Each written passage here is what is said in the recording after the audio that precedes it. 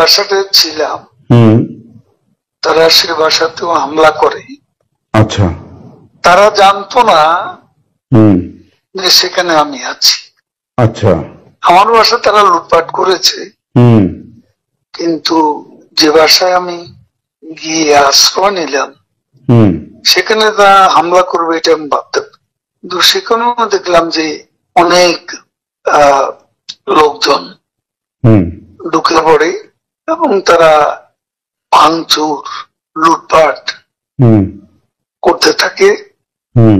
আমি আমার স্ত্রী সহ আমরা বাথরুমে ঢুকিয়ে যাই, অনেকক্ষণ ছিলাম, প্রায় 5 ঘন্টা। হুম। হুম। তারপর একটা পর্যায়ে এরা তো ওই বাথরুমের ভিতর সেখানেও কমোড, হুম। বেসিন হুম। এগুলো তো লুটপাট করেছে সব জায়গায়। সেগুলোর লোভে প্রথমত তাদেরকে আমার ওয়াইফ সেই বাথরুমের মুখে দাঁড়িয়ে হুম। বারবার বলছিল যে আমি অসুস্থ, হুম। এ কথা বলে তাদের ফিরিয়ে দিচ্ছে। হুম। তো একটা পর্যায়ে তারা এই বাথরুমে যেগুলো আছে হুম।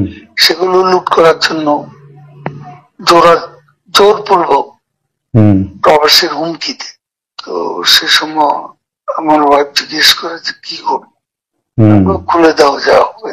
তারপরে 7-8 জন ছেলে ঢুকলো, তার খুবই আক্রমণাত্মক দৃষ্টিভঙ্গি হুম। মনোভঙ্গি নিয়ে। হুম। তখন হঠাৎ তারা আমার দিকে তাকায়, হুম। আমার দিকে তাকিয়ে আপনি নেত্রী চলে গেল, আপনি জাননি কেন? আমি কিছু বলছিলাম। তারপরে ছেলেদের মধ্যে কি ভাবের উদয় হয়েছে জানি না, হুম। তারা আমাকে বলে আপনার ছবি তুলবো। তারপর আমার ছবি তুলতে শুরু করলো, সেলফি নিচ্ছিল, হুম। ছবি তুলছিল। এরা ছাত্ররা অনেকে আমাকে চেনতো। হুম। হুম। কি কারণে তারা তখন আক্রমণাত্মক যে মনোভাবটা ছিল হুম। সেটা নিমেষে হুম। শীতল হয়ে গেল। আচ্ছা। এরা ঠান্ডা মাজাজে তখন কথা বলছিল। আচ্ছা।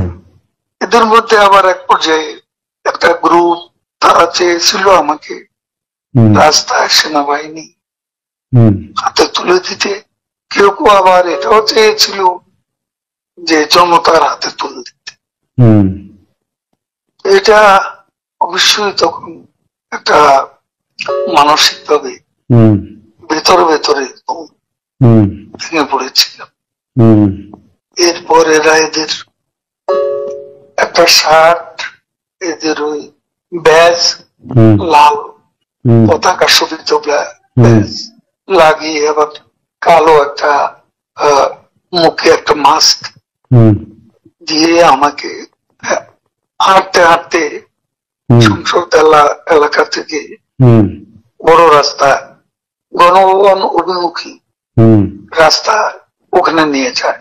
আচ্ছা। ওখানে নিয়ে হঠাৎ করে কোত্থেকে একটা একটা ট্যাক্সি আসে, হুম। একটা ইজি বাইক, হুম। সেটা খালি ছিল। হুম। ওখানে কোনো গাড়ি ঘোড়া কিছু ছিল না। হুম। ওটা হঠাৎ করে কেন যেন এসে পড়ল, হুম।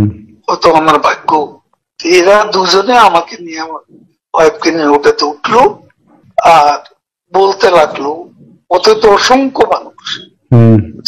চেক আপ সব জায়গায়। এরা বলতে লাগলো যে আমাদের চাচা চাচি অসুস্থ, হুম। হাসপাতালে নিচ্ছি, হুম। ডিস্টার্ব করবে না। হুম। এই করে করে নিয়ে গেল একটা অনেক দূরে একটা জায়গা। তো এটা হলো, ভাবতেও পারেনি ওরা যখন বাথরুমে ঢুকলো যে বেঁচে হুম। থাক, হুম। সে বেঁচে থাকাটাই